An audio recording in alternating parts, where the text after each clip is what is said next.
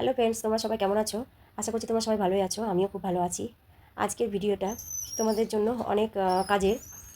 বেসিনের নলগুলিতে কিছুদিন পর পর জলের দাগ, জলের যে আয়রনগুলো থাকে সেগুলো লেগে সেটা নোংরা দেখায় আর জং পড়ে যায়, যার জন্য দেখতে একদমই ভালো লাগে না। তো এখানে কি করতে হবে? এখানে দেখুন আমি দেখিয়েছি এখানে কিছুটা যে কোনো পেস্ট ভালো মতো করে লাগিয়ে নেবেন এখানে। হ্যাঁ, খুব ভালোভাবে গোটা নলের মধ্যে খুব ভালো করে এই পেস্টটিকে এখানে লাগিয়ে দিতে হবে। দেখুন আমি দেখাচ্ছি। আর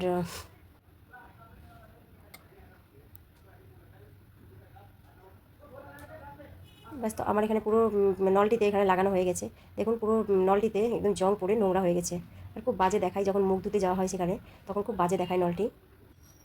এরপরে কি করব? এরপরে এর উপরে সামান্য একটুখানি নুন এর উপরে ছিটিয়ে দিতে হবে।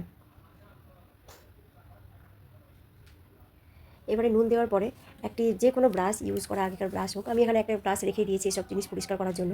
তো এই ব্রাশটিকে ব্যবহার করে ভালো করে ঘষে এটাকে পরিষ্কার করতে হবে। কিছুক্ষণ ঘষলে আপনি নিজেই দেখতে পাবেন জল না দিলেও যেখানে ইয়েটা নলটাতে একটা চকচকে ভাব আসছে।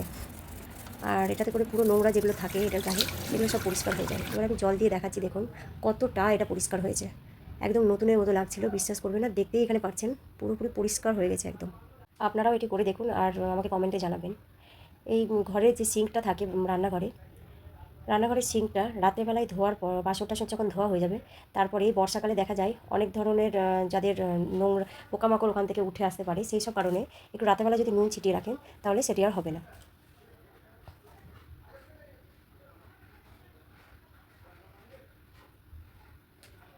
এরপরে আসি আমাদের পরবর্তী টিপসে।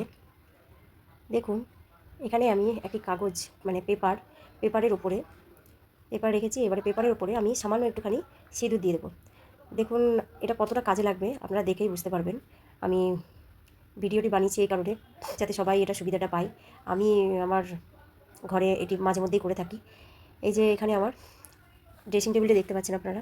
এই ড্রেসিং টেবিলে দেখুন কতটা ক্যামেরায় দেখা যাচ্ছে কতটা নোংরা জমেছে এর মধ্যে।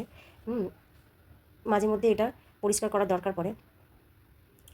তো এই যে ছোটো ছোটো অল্প অল্প নোংরা হোক বা বেশি নোংরা হোক, যেমনই নোংরা হোক, আপনারা এই টিপসটি একবার ইউজ করে ঘরে দেখুন, খুব তাড়াতাড়ি ড্রেসিং টেবিল পরিষ্কার হয়ে যাবে। আমি দেখিয়েছিলাম আপনাকে কতটা নোংরা ছিল এটার মধ্যে। দেখুন আস্তে আস্তে এগুলো সব উঠে যাচ্ছে। খুব সুন্দরভাবে একটি কাগজের মধ্যে এইভাবে একটু সিঁদুর লাগিয়ে পুরো ড্রেসিং টেবিলটাকে আপনি কতটা সুন্দর পরিষ্কার করতে পারেন।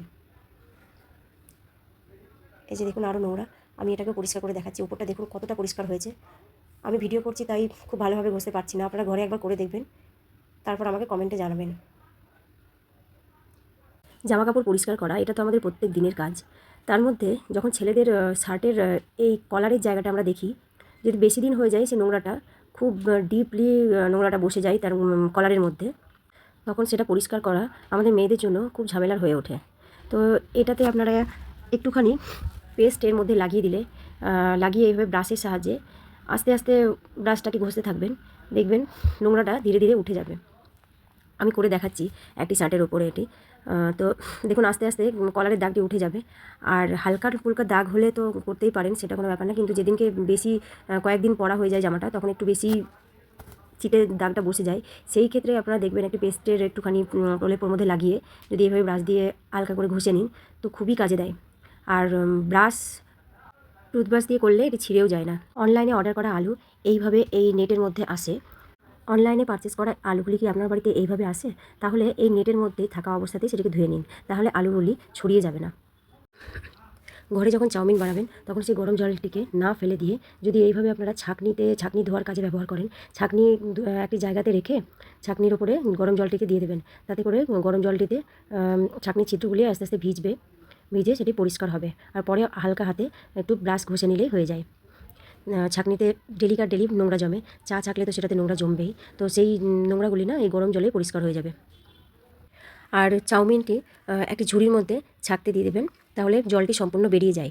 আচ্ছা, আর একটা কথা বলি, যে চাউমিনটি যে ঝরঝরে থাকবে তার জন্য আপনারা কী করবেন, এই চাউমিনটির ওপরে অল্প তেল, যে কোনো তেল, সর্ষের তেল বা রিফাইন তেল, যে কোনো তেলই দিতে পারেন, তেল আর কিছুটা সামান্য পরিমাণ নুন আর অল্প চিনি দিয়ে রাখলে, ভালো করে মাখিয়ে রাখলে এটি একদম ঝরঝরে পরিষ্কার থাকে, যাতে মানে সেটি গলে না যায়। সেই কারণে এই তিনটে জিনিস আপনারা এর উপরে ব্যবহার করতে পারেন।